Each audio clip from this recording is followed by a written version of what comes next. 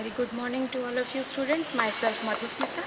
I'll be taking your class for class 3 English 2. Today we will continue with start the new poem, lesson number 4, The Fly. This poem is written by Walter de la Mare, an English poet, short story writer and novelist who won the 1947 Carnegie Medal for British Children's Book. Now, this poem talks about the everyday objects which might look very beautiful or quite different to the tiniest creature of the world, just like a fly. The poem here emphasizes on the beauty of the things around us and how things don't seem to be same for all. How we perceive or imagine is our observation. It depends on our choices, situations, likes, dislikes, etc. So, open your books to page number 21 and I'll read out the poem and explain you. First I'm going to read out, then I will explain two sentences at the same time. How large unto the tiny fly must little things appear. A rose bird like a feather bed, its prickle like a spear. A dewdrop like a looking glass, a hair like golden wire. The smallest grain of mustard seed as fierce as coals of fire. A loaf of bread, a lofty hill, a wasp, a cruel leopard, and specks of sail as bright to see as lambkins to a shepherd. Now, I'll explain this line number 1 and 2. How large unto the tiny fly. Here the word unto is similar to to. So the poet says, how large to the tiny fly must little things appear. So the things that we are seeing all around us that are of a particular size for us, but how must be the things, what must be the size of these things for a tiny fly, because the fly is too small compared to us. So how it must be seeing the things that we are seeing, what must it be imagining about those things, because the things, the general things, suppose let me say about any kind of a book. A book is a small thing that we can hold in our hands, but what for a fly? It will look a big thing for a fly because it is a tiny insect.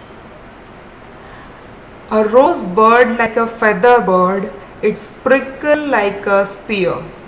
The poet here says how a rose bird, which is considered as an epitome of beauty, appears as a feather bed or a very soft velvety bed to the fly. Its prickle like a spear.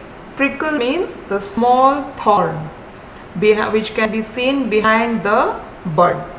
So, according to the poet, when the fly sees this prickle of the rose bird which is behind it, to it doesn't appear like a mere thorn, but it appears like a weapon, that is the spear. Now spear is a weapon which is like a long stick with a pointed steel head. So though a prickle may seem a small thorn to us, but to the fly it appears as a very big weapon, that is just like a spear. A dewdrop like a looking glass, a hair like golden wire. Now what is a dewdrop? The poet talks about the dewdrop, which is a droplet of water. You must have seen such droplets of water over a flower, leaf or on the grass. It is transparent, through which we can see the part under it, just like a glass. So a dewdrop, which is very small in size, the poet says that this dewdrop appears to be a looking glass to the fly. The poet also feels that a shining golden hair also seems to be a golden wire to the fly. Now hair is very thin for us and it's of a general size, but to a tiny fly a golden hair may seem like a golden wire. The smallest grain of mustard seed as fierce as coals of fire. In these lines, the poet goes on to talk about a tiny grain of mustard seed. You all must have seen a mustard seed. It's too small in size. It's a very tiny grain which appears a fierce or dangerous chunk of burning coal to the fly. Now though this mustard seed is very small in size to us, but for a fly it may seem as a burning coal, a chunk of burning coal which is very fierce or dangerous. A loaf of bread, a lofty hill, a wasp, a cruel leopard. Now I'll explain. A loaf of bread, a lofty hill. Here the poet says that according to the fly, a loaf of bread whose top is at a greater height, for the fly it seems to be a lofty hill. Lofty means very tall or a high hill. And a wasp, a cruel leopard. Now wasp is a different species of fly itself, but it is bigger in size than the fly. Now to this fly, this wasp appears to be a cruel leopard that can cause harm, that can be quite dangerous. And specks of sail as bright to see as lambkins to a shepherd. Now lambkins means baby lambs that are too small in size for a shepherd.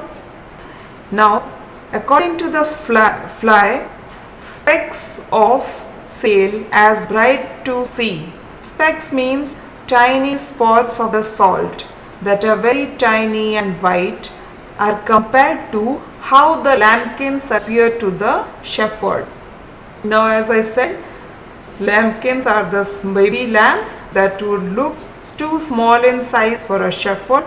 So the fly also feels that the specks or tiny spots of salt that appears to it like the baby lambs. The poet here emphasizes that how these ordinary and everyday things look so insignificant to us, but our perception, how we regard, how we imagine can change how we feel about certain things by thinking positively or negatively about them. So it is all about how we look at the things. Now this poet takes us into a land of fantasy and makes us look at the world in a completely different view, where the mere things which appears to us something quite different, it appears differently to a fly. In the next class we will continue with the exercises. You will have to read out the poem and try to understand it. With this I would like to say that we had not completed the written part of chapter 1, the poem 1, the flint. So you will be getting an attachment of the exercises, the question answers and the reference to context in those attached to this video. Thank you.